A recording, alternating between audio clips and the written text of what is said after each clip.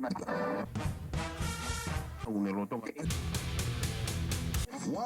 What I've been wanting since they wreck. No, I Be my baby. Duly noted. Buy it, use it, break it, fix it, trash it, change it, melt, upgrade it, charge it, point it, zoom it, press it, snap it, work it, quick erase it, write it, cut it, paste it, save it, load it, check it, quick rewrite it, plug it, play it, turn it. And welcome back to Duly Noted with the Ma3stro and Tim. Episode 7. Seven. Yep. This is the one that we had to reboot. Did we read? With a different director, of course. Oh, right. We're still doing the Star Wars jokes. Well, I mean, I know it's early, but the Force didn't just awaken. I'm still recovering from Avengers, so excuse me. As am I, my heart. But this is not a movie podcast. This is not the Avengers spoiler cast. It can be, though. We could. It can be. It turns out there's a pretty dope Batman reference in this one. Is there? Yeah. There's during the battle on the alien planet. Ah, okay. Well, It regardless, chases Iron Man. before we start spoiling Avengers, what have you been listening to? I've been listening to a lot of strange things this week. Not so unusual, but I just picked up the weirdest gig of all time. I'm telling you, the weirdest gig of all time. So a week or so ago, I got a gigabyte of weirdness.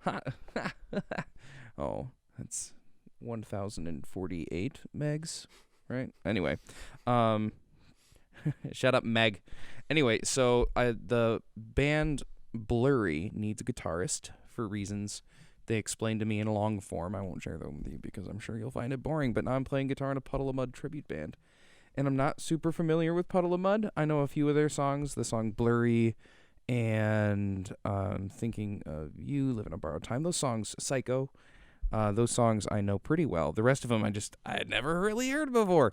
But yeah, so that's been kind of occupying my time. Other than that, I spent a lot of time behind the wheel this week listening to the A-List. And on the A-List for the hard rock scene was a new Guns N' Roses song. But it's not really new. It was actually one of the very first songs that was written by Axl back in, I think they said in the article, 1979. So this is just a bunch of their unreleased stuff? Kind of, Yeah. and a lot of it's recently recorded. So this is, I'm going to kick off from the beginning. Shadow of Your Love. Here we is. Listen up, you guys. That effect at the intro, though. Pew!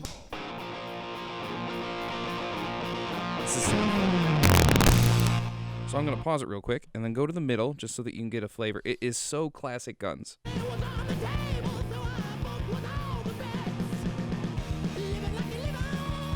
It's so classic. I love it, love it, love it, love it, love it. And then out of nowhere came out some Alice in Chains, which is super dope. The song The One You Know.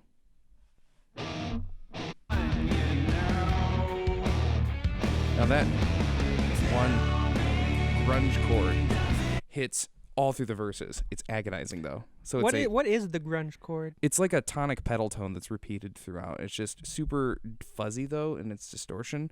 I'll give you another introduction. And what is the what is the symbol applied to that in Roman numeral analysis? You would literally like one PED dot and then with a long line indicating that it is a tonic pedal tone. I was kind of hoping for like a grunge symbol, but okay. It's literally go just literal with it. the fuzzy thing. Yeah, so it's that, but like you go into Photoshop What's and in, apply like what's that Star Trek thing where the little fuzzballs started appearing everywhere and overtook the ship? Post it in the comments if you know what I'm talking about. All right, that's pretty much it for me. I've got a couple things if we need to film more. All right. Well, so this is actually functioning as our Cinco de Mayo episode. Cinco de So Mayo. I pulled up the most. I didn't listen to this, but I did pull up so we can react to it. This is the most popular song right now by a Mexican group. They are called Reik, R-E-I-K, and this is their song Me Niejo. So let's give it a listen just for Cinco de Mayo.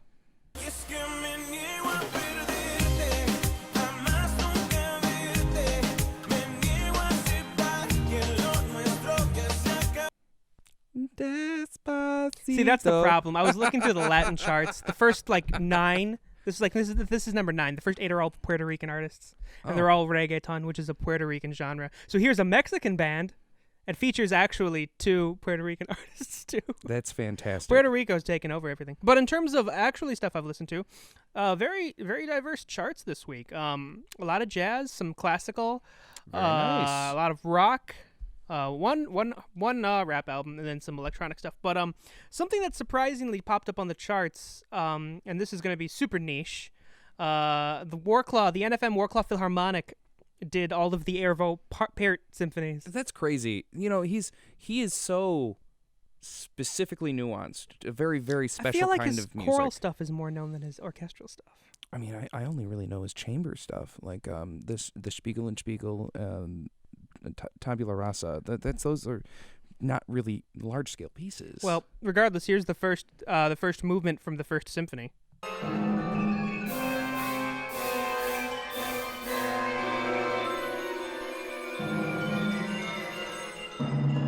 It sounded like somebody made the xylophonist just kind of fall over the xylophone. Yeah, almost aleatoric. That's so distinctly not Arvo sounding to me. Right? It's like very in your face and Yeah. aggressive, which is kind of not what Parrot's known for. Yeah, so my first experience with Parrot was my teacher's, my tuba teacher, because I'm primarily a tuba player. My tuba teacher, Dr. Robert Benton, he did his album, which is called Mirrors.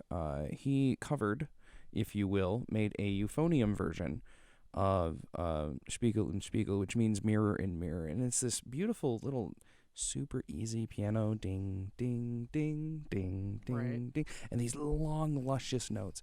And it's so meditative. Like, But the funny thing is, so the other classical thing that charted was Nas. what? So Nas did a version of his debut album Illmatic with the National Symphony Orchestra, or the National Symphony Orchestra. So here's just Oh, the National Symphony? yes. I know the conductor, Steve Reinecke. He used to teach at the New York Summer Music Festival. Yep. That's super dope. So here's a clip of that. Hey, yo, it's halftime. Not even half of the show, though. This is awesome. Not even half.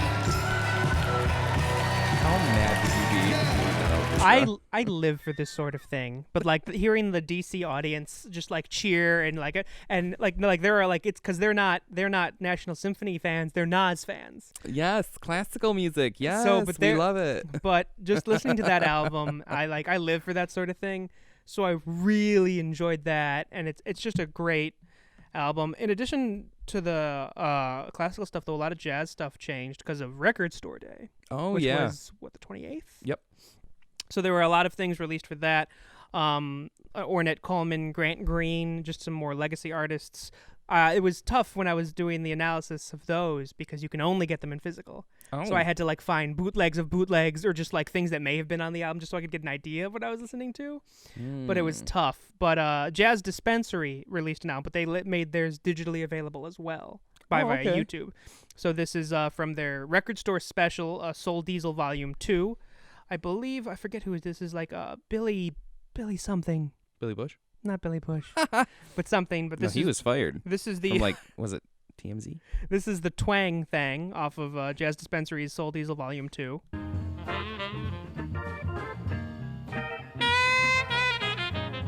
That's super dope. Another big jazz thing that charted though was Ella at Zardy's, which is Ella Fitzgerald in '56 performing at the Zardy's Jazzland. I could be good, but oh so bad. It all depends on you. That's just refreshing. Right, and then so that was kind of jazz in a nutshell. Some things charted that we talked about before: Bishop Briggs, Lord yeah. Huron. We mentioned them in the podcast before. But the big one that dropped was J. Cole's KOD album.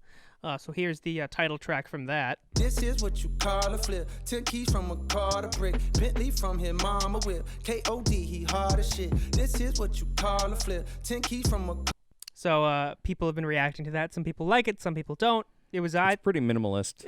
that is That's a huge risk every time. yeah, it's compared to like some of the other stuff that comes out. J. Cole went a lot more spacious with it, I guess. Sure. A lot of space. Oh, speaking of like space and everything though, on the EDM charts, so a lot of the Avicii stuff is now charted yeah. because of his death. Yeah. And then in between Stories and True, we have the Chainsmokers Sick Boy EP. Oh my lord. But it's just so like here's listen, here's like Avicii. So this is Hey Brother off of True. For you, there's nothing in this world. I love the Americana like influence, the folk influence, if you will. Right. It just finds its way into his work. Oh my god. But it works so well. And then there's the Chainsmokers, which is a completely different style of EDM. Here's the title track Sick Boy from the Sick Boy EP. So that's a pretty amped up low end, man. It's so different. I mean, just in the mix generally. But so it's not as, I mean, you can look at the waveforms, how Avicii's all rectangular, and then the Chainsmokers are much more individual peaks. Oh yeah. And I know the music video, if you look at the music video for Sick Boy, it looks like they're in a rock band.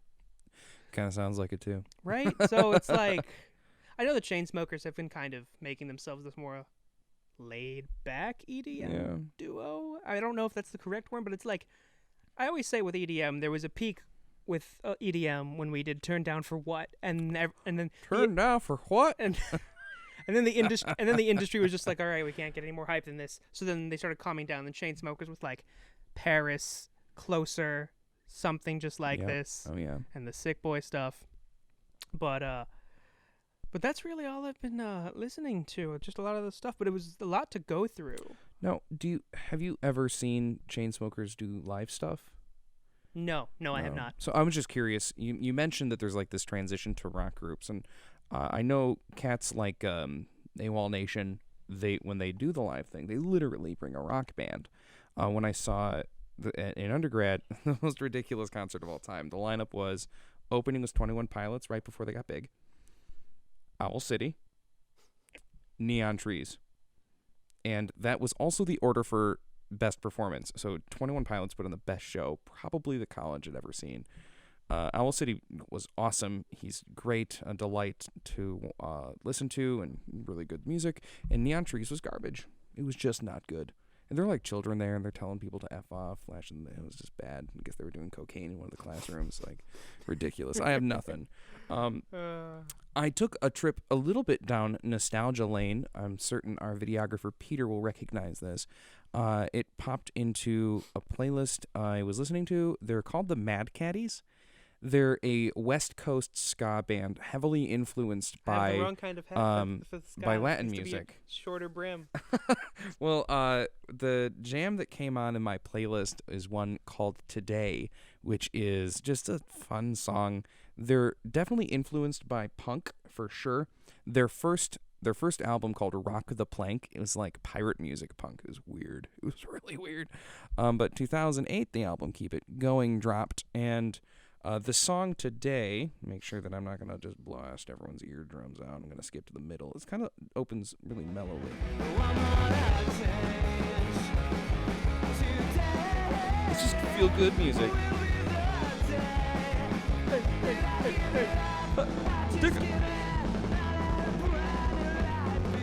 And then there's this other song It called... almost sounds like if Green Day did a ska band. Kind of. Now, what's really interesting about this group is there's really a clear Dixieland influence as well. The song Tired Bones almost sounds like just straight second line music. Listen to this introduction. It's glorious. Yeah. Am I hearing... Plunger. Yep, that's banjo? Yep. Yeah. That's straight out of that Dixieland style. Tuba. It's just really good, and the guy's a great singer, and the song material is really interesting. He's a little bit out there. They recently, and I say recently, like in the middle of 2017, the Mad Caddies were a feature on a pop artist called Bear Riddell. Have you ever heard of Bear Riddell? Me either, but it's excessively pop. If you listen to the introduction of this song, it's, I don't know, it's just very pop. I just don't know how else to describe it when he starts singing. Let it change my mind if you know what I know.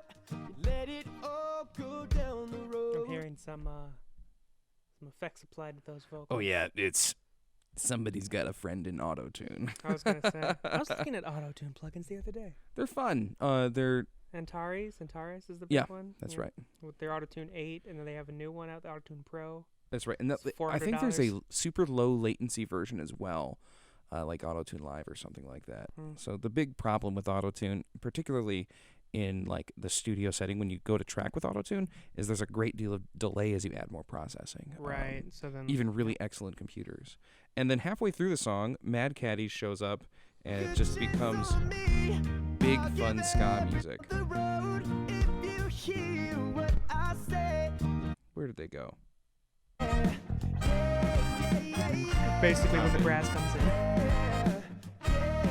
Anyway, it's super fun. It's super catchy. I just think that it's really, I don't know. It just feel good when I listen to ska music. Do you ever listen to ska? Not since Real Big Fish. Yes. Real Big Fish was my first concert. I saw them at the Machine Shop in like 2004 or 5. It was ridiculous. They're so fun. Maybe I'll wear one of my more Scottish hats for one of the episodes. Please tell me it's a checkered cap. I have 2 of them. Good. That's awesome. No, I love ska. It's sort of an old pastime for me, though. Yeah, so that's what I've been listening to outside of the Puddle of Mud thing. The A-list, really interesting stuff with the Guns N' Roses thing. I'm looking forward to hearing more unreleased tracks. I guess Axl was more involved in like the lyrical content and the music. I'm hopefully waiting for the Sour Adult of Mine. What? Sweet Child of Mine. Oh, I meant Sour Adult of Yours. I forgot to do the final opposite. I'm in pain. Why? And that's a great opportunity for us to take a break here. So it is time for us to take a good break.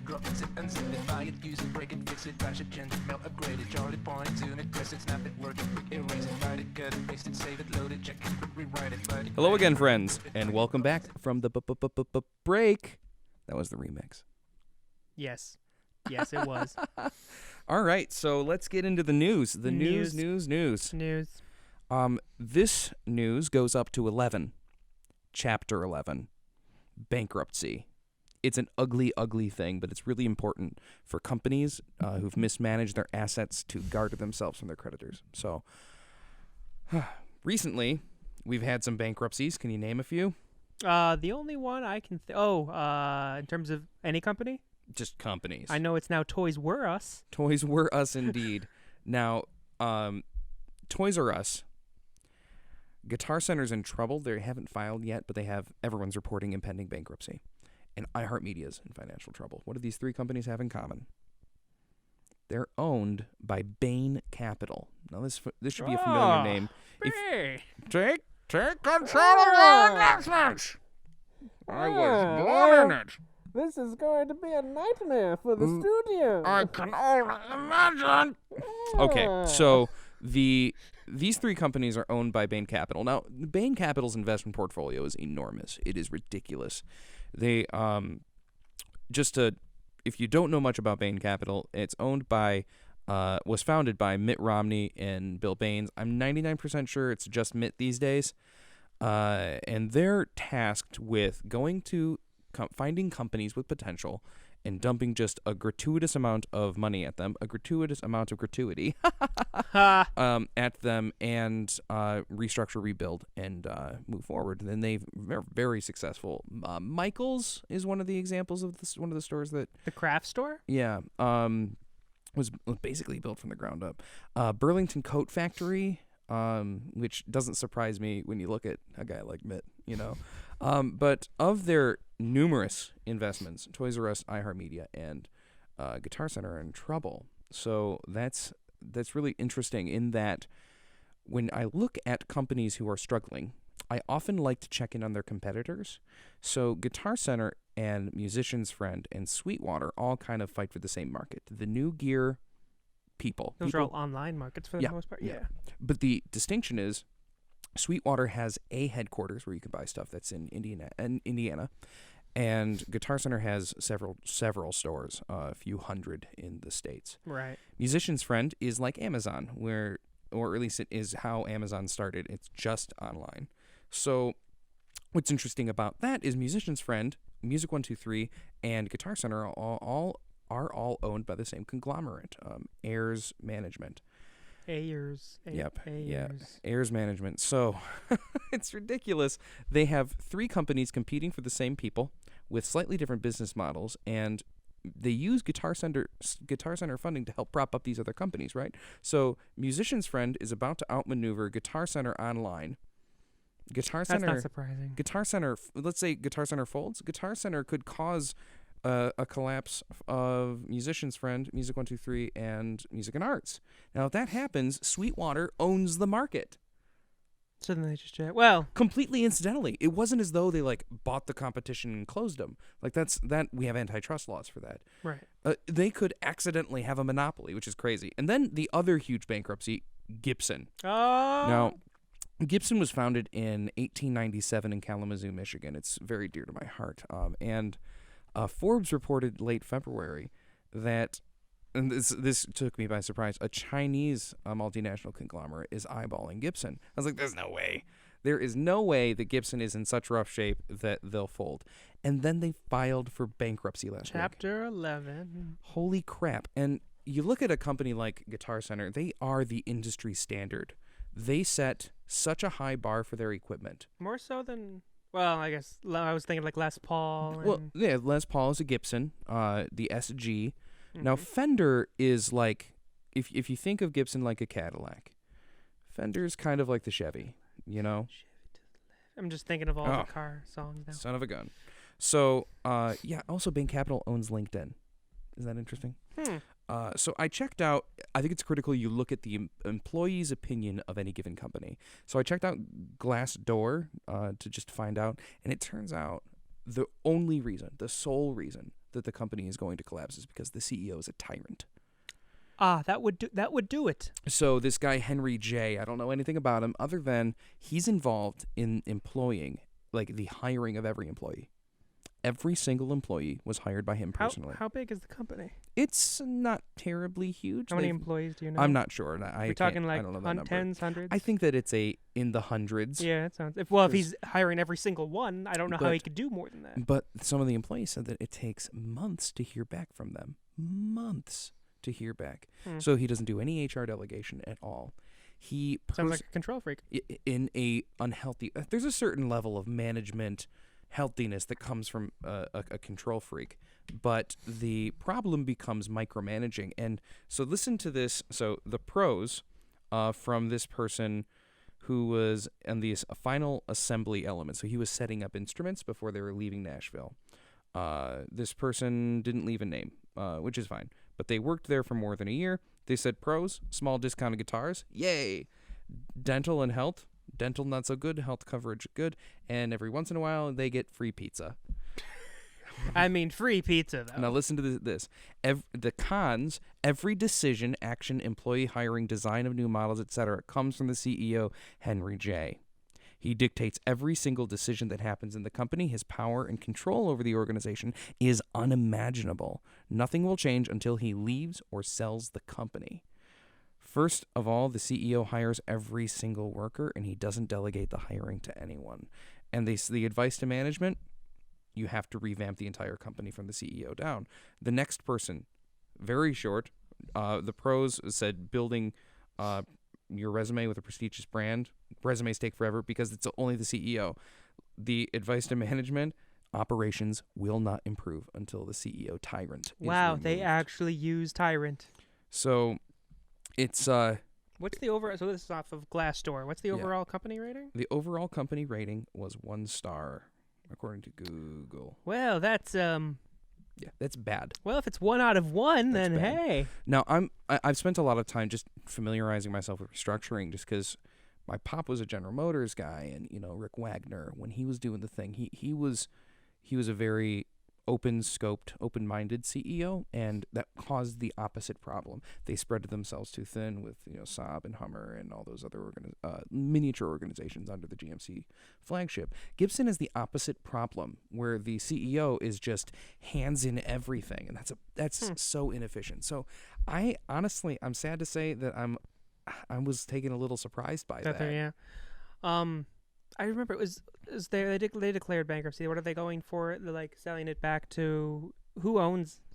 I'm not sure what their plan is. Okay. I know that they're doing financial reorganizing, And again, Forbes reported in February that a Chinese company is looking at it. Now that'll break everyone's heart because everyone makes fun of you if you get a China Epiphone, which is a Gibson sub-knock, Well, if you will.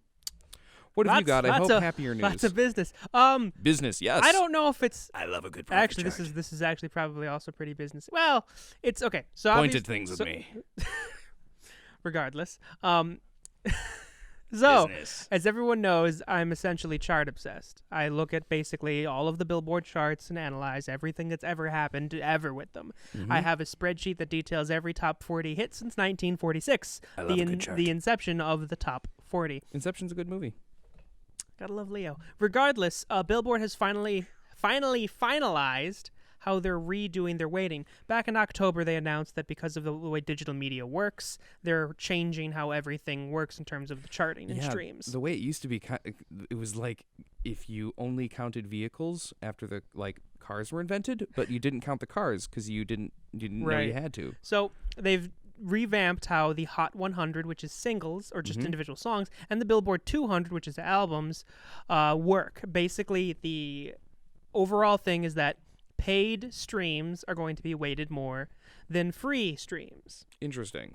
So they did the entire breakdown onto how these work. So for the Hot 100, previously the on-demand streams, so Amazon, Apple, Spotify, YouTube, were weighted more than streams that are programmed, like Pandora and Slacker. Basically, streams that you can pick the songs you want to hear are weighted more than the songs that just kind of pop up to you. Interesting. Now, how do they, beyond just arbitrarily picking, how do they pick the weighting?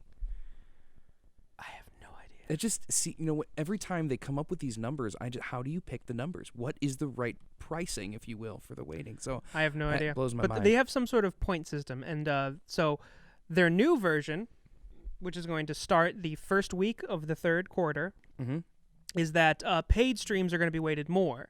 So Apple and Amazon will be weighted a lot, and then they also have their paid/ad-supported hybrids, like Spotify and SoundCloud, which have free versions, but also paid versions. So their paid versions will be weighted more. The ones that will be weighted less are what they call ad-supported, primarily YouTube and the free versions of SoundCloud and Spotify. That YouTube money. That YouTube money. So what they've kind of announced is these multiple weighted tiers in terms of their points. So paid subscriptions, like Apple and Amazon, are going to be rated with a full point. So 1 full point. Ad-supported, so like YouTube, will be given a 2/3 point. Interesting. And then programmed, like Pandora and Slacker, are given a half point. That's interesting. And these are all combined with the song's radio play and digital sales. So in order from most weighted to least weighted overall, it goes streaming, then radio, then digital sales. Interesting. Huh. So that's how the Hot 100 is now going to work. Wow, that's crazy. I don't get the Pandora being worth so little. I mean, that's because an algorithm you don't get to pick it. But shouldn't that make it worth more? Right? Well, you're randomly selected. Well, the problem is they're programmed off of your listening habits, so it's different than if it pops up randomly, or like if it just pops up in your feed, as opposed to you are specifically looking for this song to play. Okay, well, I feel like the lucky factor, like if you get selected, and I don't know. But I'm sure that they had all of these discussions when right. selecting I mean, these they announced this back in October, right? So they've been talking about it since then, and now Jeez. the Billboard 200, which does albums, is also going to take streams into account. So from here on out, they have 2 tiers, 1 being paid and 2 being ad-supported. Again, paid mean like Apple or Amazon, and ad-supported being like YouTube. So for a paid stream, it takes 1,250 streams to equal 1 album. Oh, wow. And for ad-supported, so That YouTube doesn't seem right. So for ad-supported, for like, the free Spotify and free SoundCloud accounts, 3,750 streams equal 1 album. Also, they do noted that if you're on a trial subscription of a paid platform, that's tier 1, even if it is a trial. However, they're going to continue to not support video streams, so YouTube is not even going to be considered for the Billboard 200. That seems wrong. So only free Spotify and free SoundCloud will be in that tier 2. YouTube's not even relevant. But YouTube has those topic playlists. They do, which they've now count? been switching to artist official channels, which is why on YouTube sometimes you see somebody's like Ariana Grande, and she has a little note symbol next to her. Now, YouTube has a YouTube Music app, which basically cuts out the video. You just get audio for battery saving. And Right. does that not count? That's so weird. I don't want to sound like I'm super rejecty and grumpy about this, but it just seems like it seems a little rushed. Don't you think? In addition to that, so for the Billboard 200, it's album sales, track equivalents, and then stream equivalents. Now they're gonna in 2019 they're going to further differentiate subscriptions for the Billboard 200. They're gonna have 2 tiers: a high tier, which is paid subscriptions with full library access and no restrictions on on-demand features. Oh, wow. So basically, full paid Spotify, full paid Apple Music and Amazon Music. So whatever. So the basic ones, you pay a lot of money, you get full control. And then the secondary tier, which is a paid subscription with partial library access or limited on-demand. I wonder how like ASCAP and BMI feel about these things. I have no idea. I'm interested. I get their newsletter, but I don't get it until tomorrow. So they are going to, for the Billboard 200, they're going to reevaluate in the fourth quarter of 2018, and any changes they think they're going to make are going to be made at the start of 2019. So that's how the Hot 100 and Billboard 200 are now going to work. That's interesting. Do you think it'll have a discernible effect? It's tough to say without seeing what happened, because I do know recently there have been a lot of R&B and hip-hop artists dominating.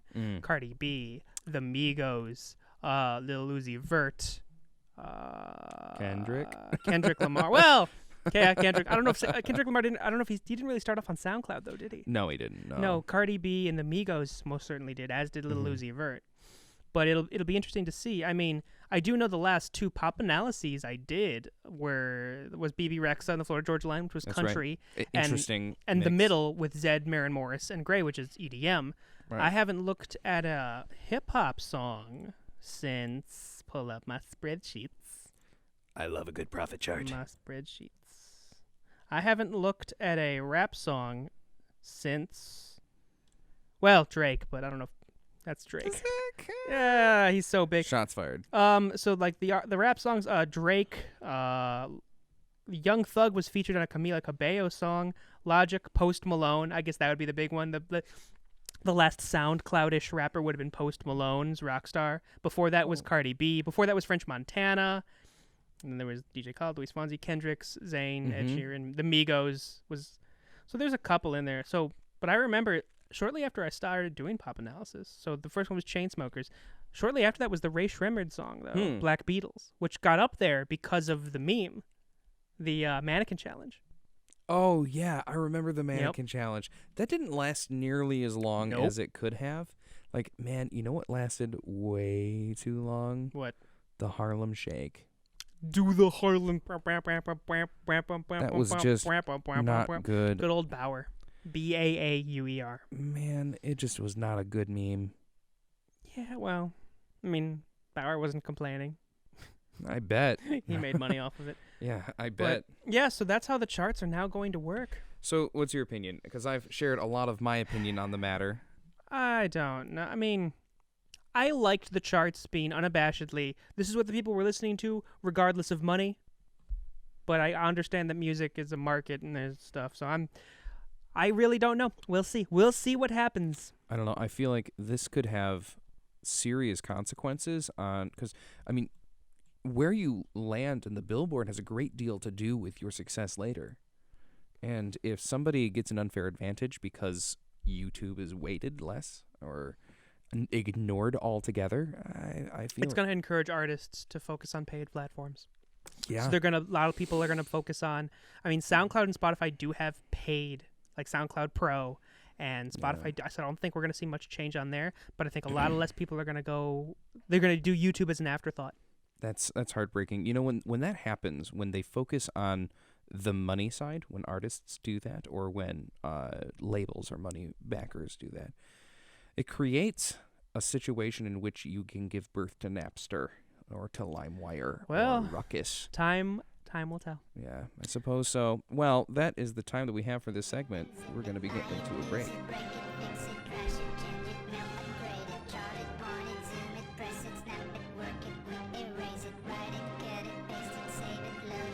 We're back. We're back. We're back. We did it. We're going to go down releases. We have 5 tours to talk about. That's Cinco. De tour. You want to help me out with that? No. No. So our first tour that is starting is a little bit of this group. This is the song, their song Karate, off of their album Metal Resistance.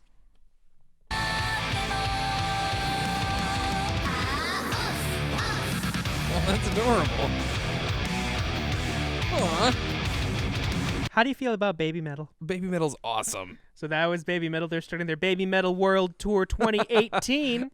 One of my favorite memories ever was my goddaughter listening to Baby Metal's Chocolate, which is such a banger until they're like They are starting May 8th. So they're starting Tuesday. Wow. They're going to be starting the Uptown Theater in Kansas City, Missouri. Oh wow. It's a world tour, and then That they're one going to keeps popping up in our tours list. It's a I've very popular noticed. place. And they're going to end the following month at Donington, Derby, England, UK. So far, they probably will announce more shows, Oh, I but that's what they only have those 14 announced. So they'll probably go longer than just 1 month because it's a world tour. But yeah, another one is starting. Taylor Swift's Reputation Stadium Tour. Is another one that's starting up. Let's hear a little bit of Taylor Swift's Delicate.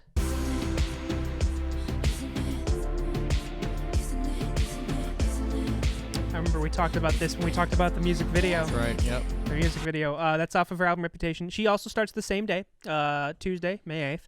She's going to start at the University of Phoenix Stadium in Glendale, Arizona. Very nice. She'll finish up at the beginning of November at the Mount Smart Stadium in Auckland, New Zealand. She is currently scheduled to do a total of 51 shows. That is an ambitious schedule. I imagine they'll be adding more shows because that's what they do. Probably. Next up, we have the Slayer Farewell Tour. Everyone's doing farewell tours. Farewell Tour. They start on the 10th, so Thursday. I don't believe it. At the Valley.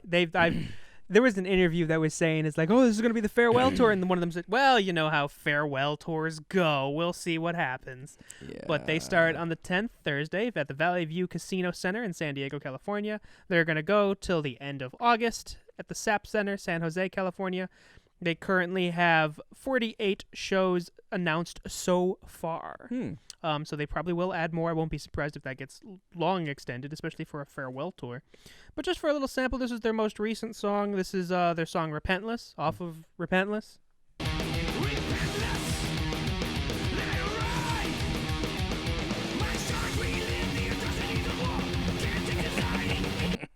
You know the Spice guy? That meme? Somebody put Kerry King's face on it, and then a tab of all zeros. Because that's literally the Slayer way. Next, the last tour we have starting is Rita Ora. She's finally named her tour. This has been gone through a number of name changes. This is the girls' tour. Rita Ora. She starts on that Friday, May 11th, at the O2 Academy in Glasgow, Scotland. Very cool. In the United Kingdom. She'll be going till the end of September. She ends up at the Victoria Stadium in Gibraltar, which is part Such of a great word. which is part of the MTV Presents Gibraltar Calling. So it's like London Calling, except Gibraltar, and a giant rock, because it's the Rock of Gibraltar. She is scheduled to do 34 shows. Let's listen to her song. This is her song Anywhere.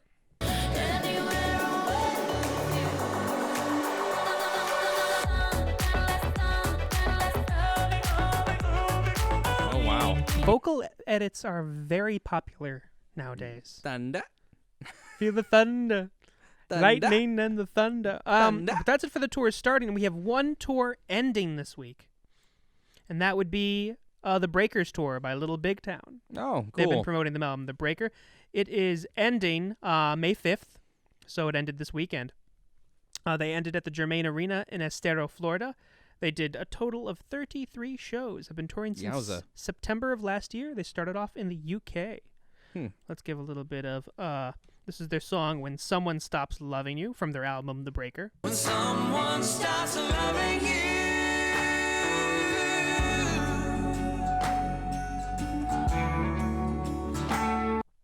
So yeah, just a little nice country.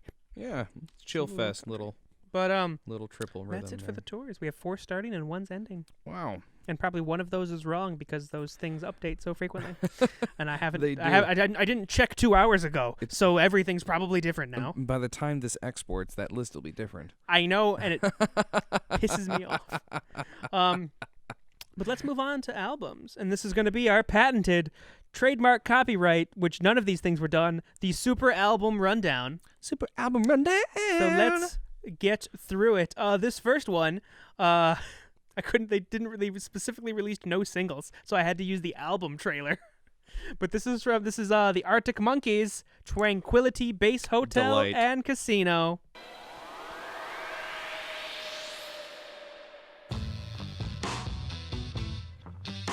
Yup, that's Arctic Monkeys. I hope that's a song I could just clipped out of the album trailer. That's really funny. But next up, Beach House, album 7, track Lemon Glow. Also, I keep forgetting to mention this.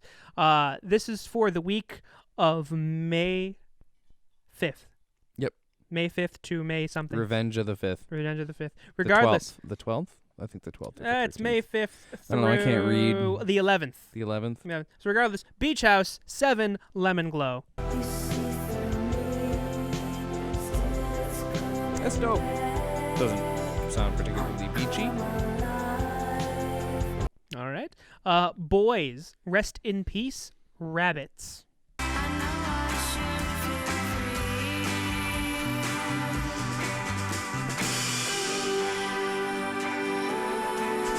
Sounds West. Those last 2 tracks sound like they could be from the same album. Yeah, or the same song. Well, here's something a bit different. Here is a big pop name, Charlie Puth's album, The Voice Tones.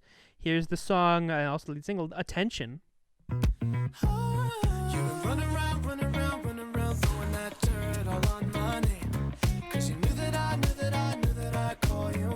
That's dope. Mm-hmm.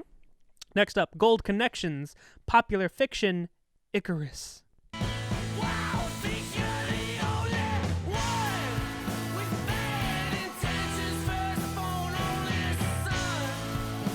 That's awesome. All right. Halik Mall, Impermanence, Blessai? Blessai? It's the word bless with an A and the I at the end.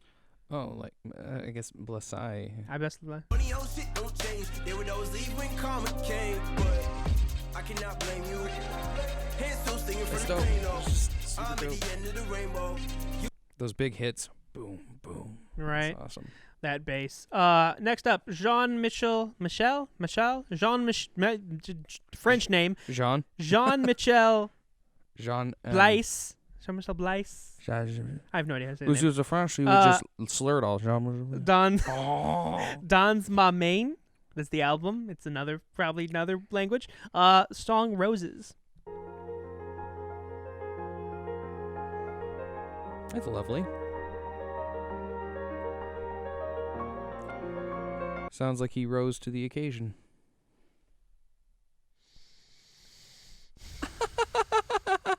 Moving on. Here we go. This is a nice one. Jerry Garcia, Before the Dead. Gary Garcia. This is going to be the Black Mountain Boys performing Rosalie McFall. So this is a compilation album, but has Jerry Garcia along with a bunch of other artists doing songs. So off of Jerry Garcia's Before the Dead, this is the Black Mountain Boys performing Rosalie McFall. Not what I anticipated. I'm dressed appropriately for this. I am not. Moving on. John Mellencamp, live album from Plain Spoken, live from the Chicago Very Theater. cool. Troubled Man.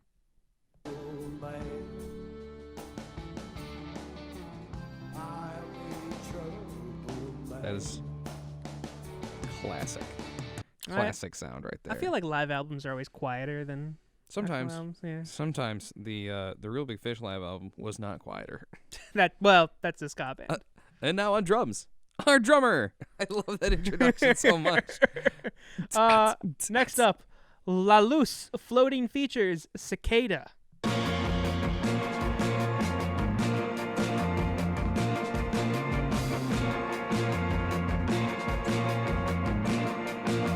Funny, that doesn't sound like semi-annual noise.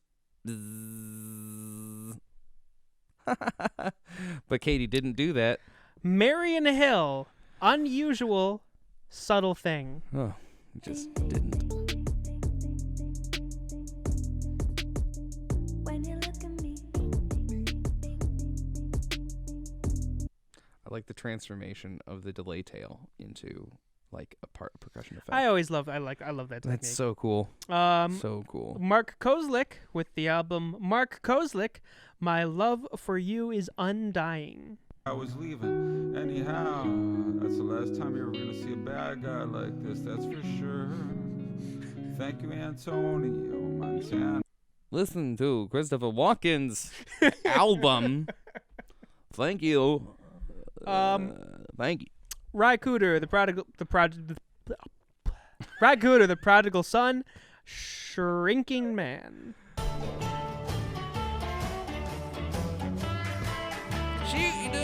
I am dressed appropriately for this. Dad, go. Yeah. Seven Dust, All I See Is War, Dirty. Popped on Loudwire. Yeah, that's dope. It's fun. Here we go. Simeon Mobile Disco, Murmuration, Caught in a Wave. You think they do that manatee thing from that one episode of South Park about Family Guy, where they just have some manatees in a pool with a bunch of balls that have words on them? I haven't had this much fun since I went to the Simeon Mobile Disco. And this is what it sounds like, apparently. That's fantastic. I mean, I guess that's what that sounds like. I guess. I don't know if it's pronounced SSION or Shun. I don't know. SSION. Their album O, At Least the Sky is Blue.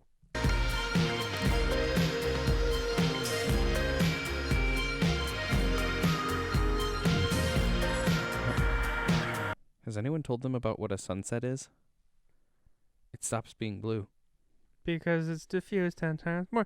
I remember that commercial. The Body. I have fought against it, but I can't any longer. Let the bodies Nothing hit the stirs. Let the bodies hit the floor. Let the bodies hit the... That actually works. Kinda did. That works. It kinda did. So that was a thing. Is somebody screaming? Or was that Someone might legitimately be screaming. The Sea and Cake, album Any Day, title track Any Day. Can't seem to go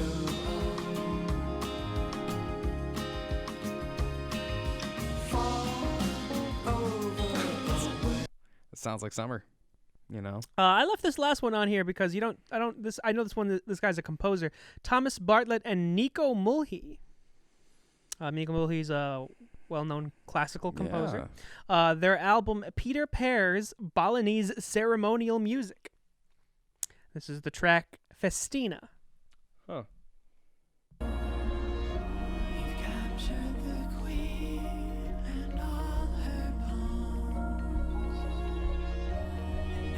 Yeah, it sounds like something Nico Mulhy would be involved with. It sure does.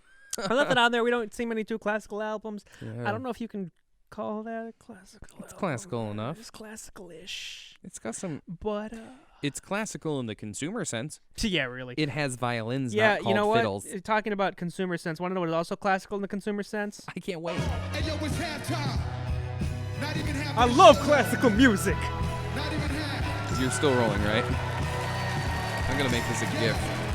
Boy, am I white. I can see that. But that's a whole nother mess of a can of fish, can of worms, barrel of fish, barrel of monkeys, and a fish with a can of worms. Oh what no! what the market considers How classical many music. idiots? Jacob's Ladder. That's it for the releases, though. Oh my god! Does that mean we're done with this That segment? means we're done with this segment. Oh my lord! We'll be back after this. Oh. Change it, melt, upgrade it, chart it, point it, zoom it, press it, snap it, work it, quick erase it, write it, cut it, paste it, save it, load it, check it, quick rewrite it, plug it, play it, burn it, rip it, drag it, drop it, zip it. I started. Okay. Hey, we're back. Please tell. We need to We'll just have that open. leave that in. Leave that in. Good. We're professionals. Welcome to the final segment of Duly Noted. I am Tim Martuch, filling in for Mr. Gillespie, filling in. I feel for like Peter we've done this Putman. joke too many times already. This is Regardless. Duly Noted. Final verdict. Talking about how the Billboard charts updated. So you are now tasked with coming up with a new chart All right, so like a top category, quantifiable. of some sort. And just to give you an example of some, they have their top radio songs, vinyl album, hot rock songs, rhythmic albums, top dance electronic albums, hot Christian songs, top holiday albums, the China, a bunch of international charts too. China. Reggae albums, soundtracks, new age.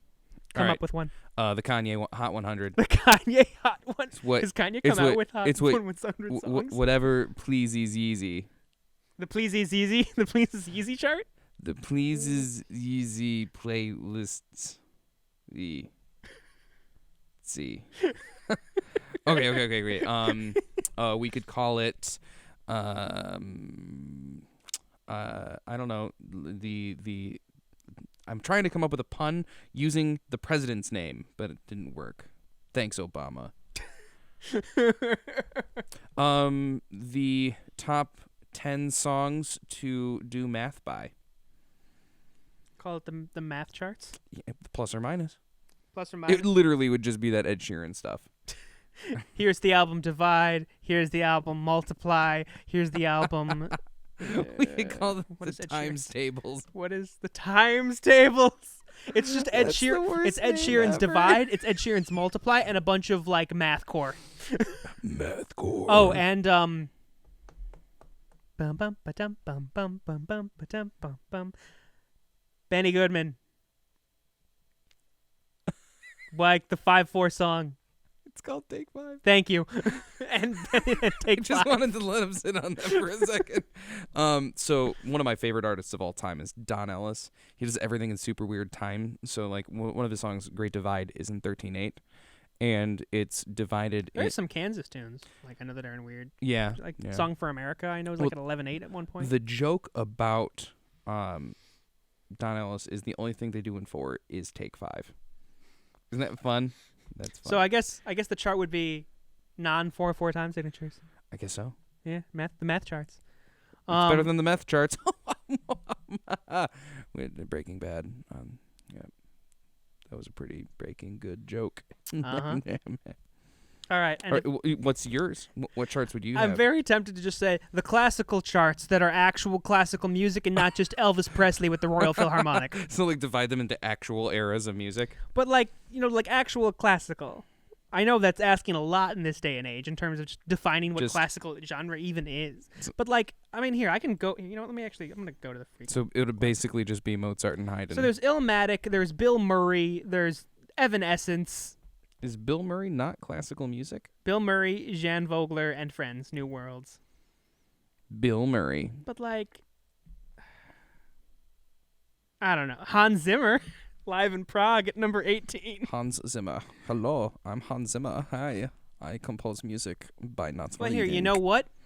As Hello. a shot against Billboard, charts of what people are actually listening to, regardless of paid anything. Oh, I'm uncomfortable. Just what the people are listening to. Call it the people's chart. We could seize control of Call it the red chart.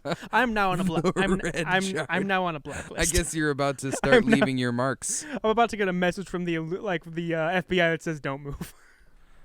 Good.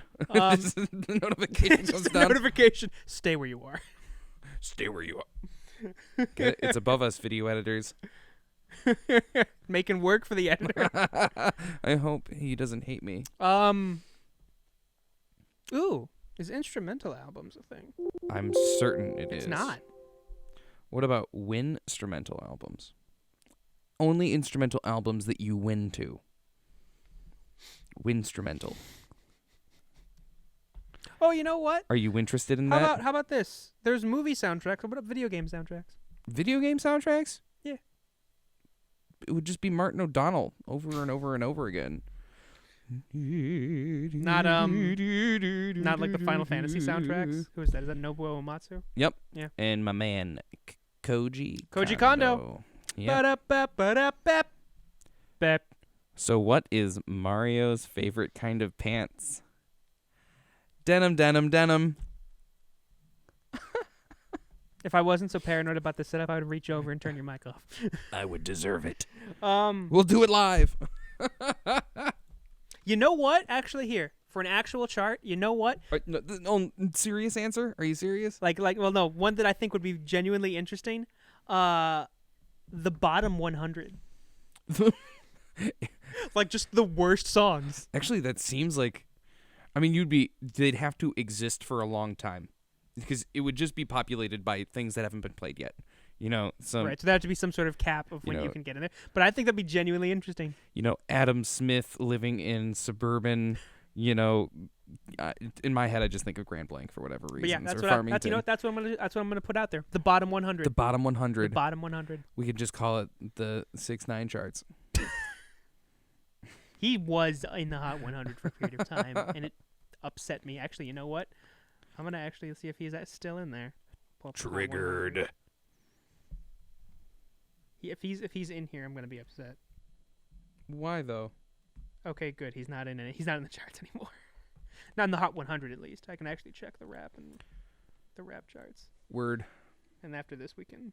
I'm beginning to feel like a rap chart. Oh, he's number 22 on the R&B and hip hop albums. I'm not gonna lie. I'm a little disappointed that he wasn't number 69. What is number 69? Oh. They don't even go. They stop at 50. They bottom out at 50. Oh. I can count to more than 50. Did you know that? I'm really proud of it. That's good for someone who's illiterate. Yeah, well, there are numbers. My favorite number is red. Oh, it's story time. Okay, so I played this show at the Token Lounge, and the world's worst band ever played. And I won't reveal names lest I embarrass people publicly, but the sound guy had the system, which is the Token. They've got a lot of muscle there. The in-room decibel average was 122 decibels, and that's the average. The peak was 148, so not quite 150. That's kind of like being in close proximity to a jet engine without hearing protection. I was gonna say I think that's past the human threshold of pain. So because I went to a lot of Ted Nugent's concerts as a teenager, that doesn't bother me as much. But to my ears, it just sounded like good old Ted Nugs. And there was a song by this band, and it was ridiculous. It was called "What's Your Favorite Number?" All right, and da da da da da 1 da da da da da 2 da da da da 3. They just keep playing the Terminator soundtrack. 4 da da da da da da da da da. Red. Da da da da. That is the 6. That is the rhythm though from the Terminator soundtrack. And then bad synthesizer horns. It was the 80s. It was excessively the 80s. That's a great band name. The excessively 80s. But here's the twist. You only play mid-90s style music. Regardless. All right, so the final verdict's going to be the bottom 100. The bottom 100. The bottom is the bottom 100. We always get off topic. My bad. It is 100% my responsibility. Right. Regardless. All right, so we have a... So we plugging. We have a plug. We have a pluggeroonie. Pluggerino. It's pluggerific. Plugtastic. It is like a bulldog, except it's a plug. Not a pug. Get it? Okay, it was a stretch, but I tried. You can't fault me for that.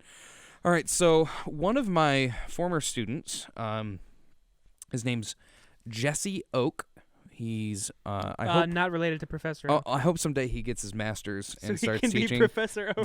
That would literally be the sole driver if I was him. Like I wouldn't even do it for the job itself. I want to be called Professor Oak.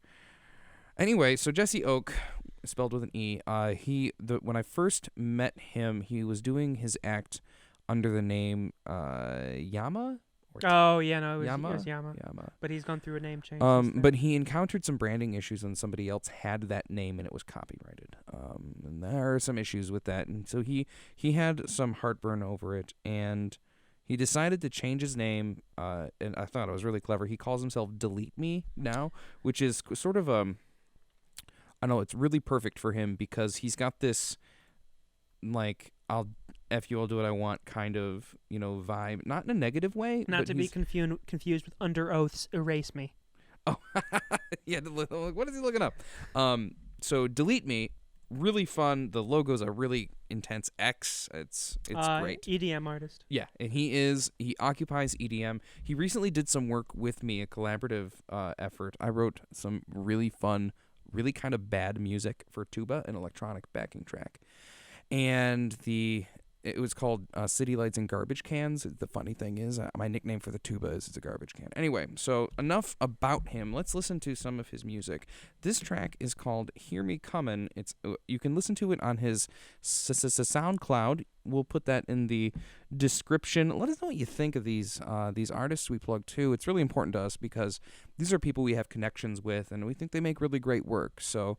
And of course, if you want us to play anything you guys make, you can contact us at dulynotedcast@gmail.com. Dulynotedcast. At gmail.com. At gmail.com. Anyway, here is Hear Me Comin'.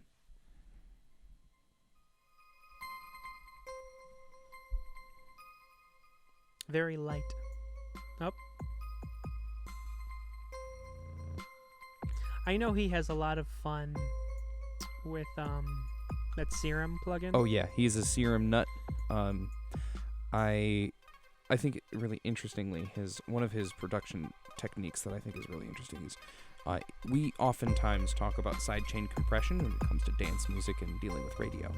So you use sidechain compression to get stuff out of the way of the kick. You can reverse the process for the bass itself, but for the kick, what he does is he uses a noise gate. Just pushes everything out of the way. It's awesome. A little bit of chip tuning. Oh yeah. I think he's using clip distortion here. Not the bit crusher. No, I don't think he's using the bit crusher. He might be. I don't know. It's like a more chill dubstep. Kind of. There's definitely some dubstep. Clearly. Good timing. I dig this. There's a subtlety to it. It is. It is like this is very carefully executed. I wouldn't go that far. The reason I say that is that I am nightmarishly OCD about my sessions, the way my Pro Tools sessions and Logic sessions look. His look kind of like... Have you ever dumped out a bucket of Legos before? It is. But I mean, from a compositional point. Though. Oh, sure. Yeah, the sound itself is very carefully crafted. The mix is always really good. Even when he's like, this is a rough mix, not crazy about it. I'm like, are you kidding me? It's better than what I do. So this is Chill Fest.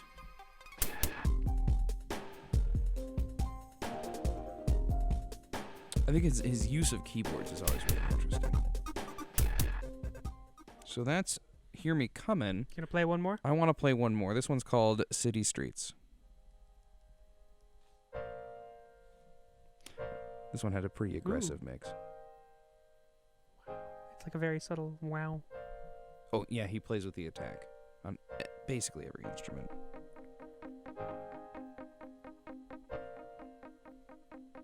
This bass comes in like big.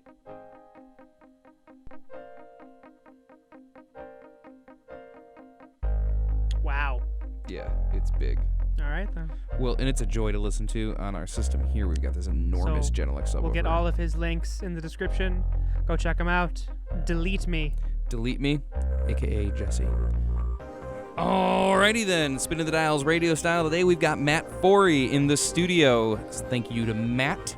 And behind the camera, our cameraman, the one who shoots but never misses, my man Peter Putman. And this is Duly Noted. And until next time, Duly Noted.